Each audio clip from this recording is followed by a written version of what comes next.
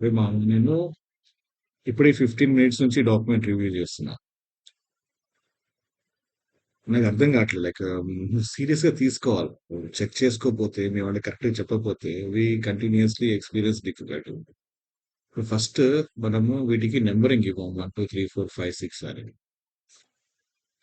సరే అది పక్కన పెడతాం. ఇది ఇండియాకి సెట్ అయింది. ఇప్పుడు నేను ఇవన్నీ ఎట్లా రివ్యూ చేసుకోమంటా చెప్పండి. ప్రతి ఒక్కటి ఇప్పుడు నువ్వు ఒక 100 డాక్యుమెంట్లు పంపించామనుకో, నువ్వు చూసుకొని కదా మామ నాకు పంపాలి. ఆర్గనైజేషన్స్ యుఎస్ ఫార్మాట్ లో ఉండాలిరా ఎన్నిసార్లు చెప్తా నేను. ఉం? ఇవన్నీ నేను ఇక్కడ చేంజ్ చేసుకోవాలి. రాసేవాడు రాసేటప్పుడే చేంజ్ చేస్తే ఈ ప్రాబ్లం ఉండదు కదా అసలుకి.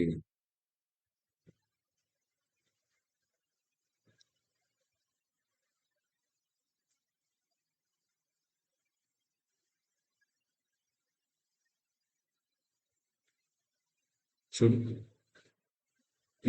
నేను ఇప్పుడు సరే రాసిన తర్వాత అన్నా ఒకసారి వాళ్ళు చెక్ చేసుకోవాలి కదా. ఇప్పుడు ఇది ఏ ఫార్మాట్ లో ఉంది, యుఎస్ఏ లో ఉందా, ఇండియాలో ఉందా, ఒకసారి చెక్ చేసుకోవాలి కదా. ఎలా ఓవర్లుక్ చేస్తారు వాళ్ళు. చెప్పు.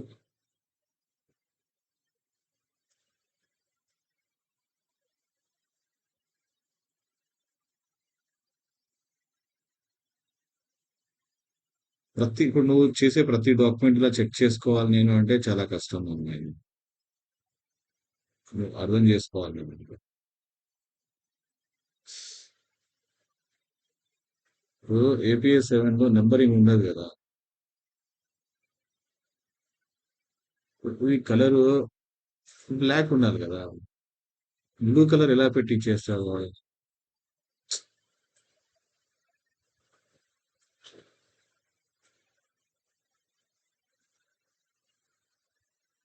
ఇంత పెద్ద హెడ్డింగ్ ఎక్కడ ఉంటుందా అసలు.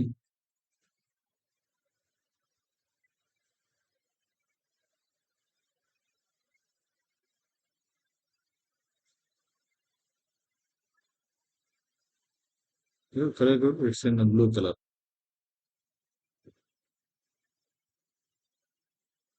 సో చేసిన తర్వాత అట్లీస్ట్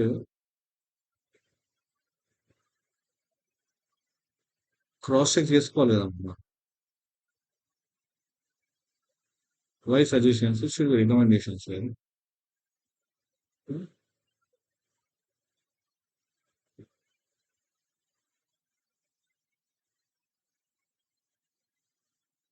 మళ్ళీ సజెషన్స్ ఏంటి, రికమెండేషన్స్ అండ్ ఇంప్లికేషన్స్.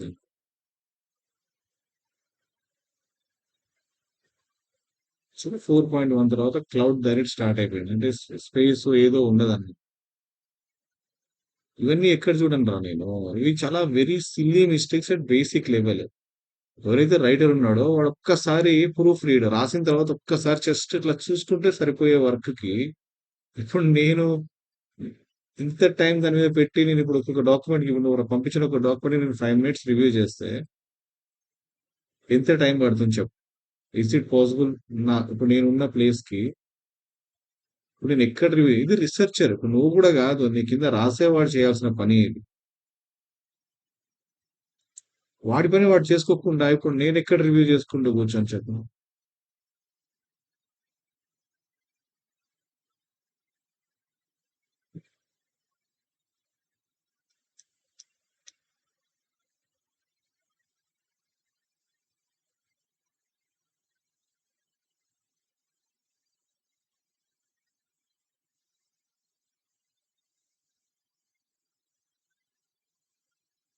ఇవి రికమెండేషన్స్.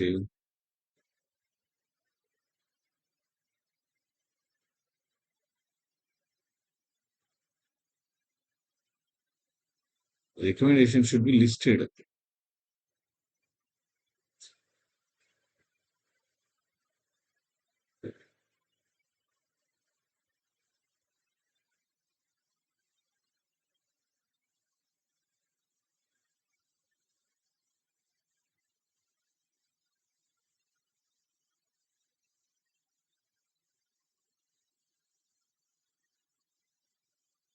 నేను 15 మినిట్స్ అయింది ఇప్పటికి నేను స్టార్ట్ చేసి.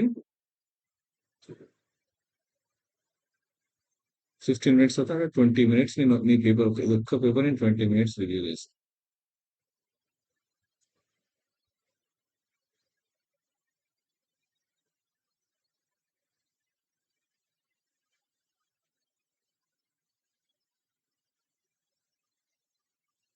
ఇంత పెద్ద పారాగ్రాఫ్ ఉంది. దీనికి నో రిఫరెన్స్. దీని మొత్తానికి కలిపి ఒకటే రిఫరెన్స్. నేను 2 రిఫరెన్సెస్ ఒక పారాగ్రాఫ్‌కి రాసుకోవాలని చెప్పినప్పుడు how they can write like this? ఒక చిన్న ఒక్కటి 2 అనుకోని ఐ కెన్ హ్యాండిల్. వాడెంత క్లియర్‌గా చెప్పాడు ఇన్ టెక్స్ట్ సైటేషన్స్. ఇది ఒక్క రిఫరెన్స్‌కి పేజ్ నంబర్ చేసి ఒక్క రిఫరెన్స్‌కి పేజ్ నంబర్. అంటే మై క్వెషన్ లైక్ ఒక రిఫరెన్స్ పెడుతున్నాం అనుకో. ఇప్పుడు ఒక రిఫరెన్స్ పెట్టాం. ఈ రిఫరెన్స్ పెట్టామనుకో. ఇక్కడ పేజ్ నంబర్ మెన్షన్ చేయడానికి ఎంత టైం తీసుకుంటుంది అది? As per dome stage. ఇక్కడ క్యాపిటల్ లెటర్ ఎందుకొచ్చింది? ఇప్పుడు నేను ఎక్కడ చదవనురా ఇవన్నీ? నేను ఎక్కడ చూడమంటావు చెప్పు? ఇప్పుడు capital letters, full stops, commas ఇది ఎందుకు వస్తది అసలుకి? ఎక్కడ చూడాలిరా నేను? ఇయన్నీ ఎందుకు చూడాలి అసలు? అమ్మా ఏందిరా ఇది? నాకు అర్థం కావట్లేదు. ఇప్పుడు ఇవన్నీ నేను కలర్స్ నేను ఎక్కడ సెట్ చేసుకోను? ఇంత చిన్న చిన్నవి నేను ఎక్కడ చెక్ చేయనురా? రాసేవాడు జస్ట్ కొంచెం జాగ్రత్తగా చూసుకుంటే అయిపోయేది. దానికి నేను ఇప్పుడు ఇవన్నీ నేను రివ్యూ చేసుకుంటూ నేను ఎక్కడ చూడమంటావు?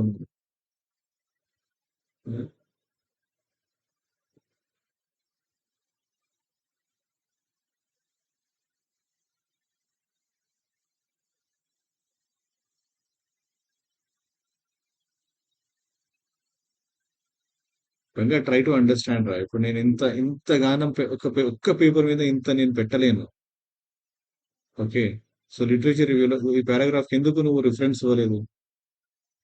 లిటరేచర్ రివ్యూ అంటే ఏంటి? You should give references right?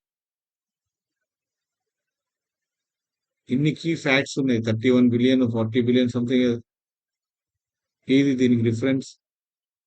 ఇది రిఫరెన్సా?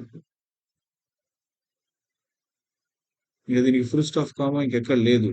ఇంకా రాలేదు ఫుల్ స్టాప్. ఇంకా రాలేదు. అంటే ఇదంతా ఒక్క లైన్ ఇంత పెద్ద లైన్ అన్నమాట. Without a full stop. అమ్మా ఐ ట్రస్ట్ యువర్ రిసర్చర్స్ కానీ ఇది వేగ్ కంటెంట్. ఓకే. ఒక్కసారి నీకు వర్క్ స్టార్ట్ అయిన తర్వాత ఇది ఒక ఫుల్ స్టాప్. ఒక పారాగ్రాఫ్ అంటే ఒక లైన్, ఒక సెంటెన్స్, ఒక పారాగ్రాఫ్.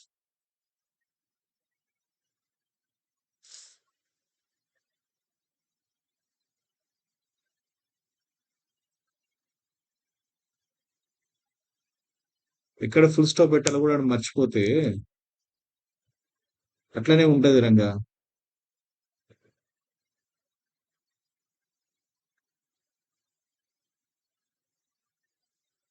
నేను ఎక్కడ కరెక్షన్ చేసుకోనురా అయన్నీ నువ్వు చెప్పు మామ. ఏందిరా ఇది? నేను ఎంత ఇంపార్టెంట్ అని చెప్పాను నీకు? ఏఐ ప్లాగరిజం రాకుండా రాస్తే సరిపోతుందారా? You should take care right?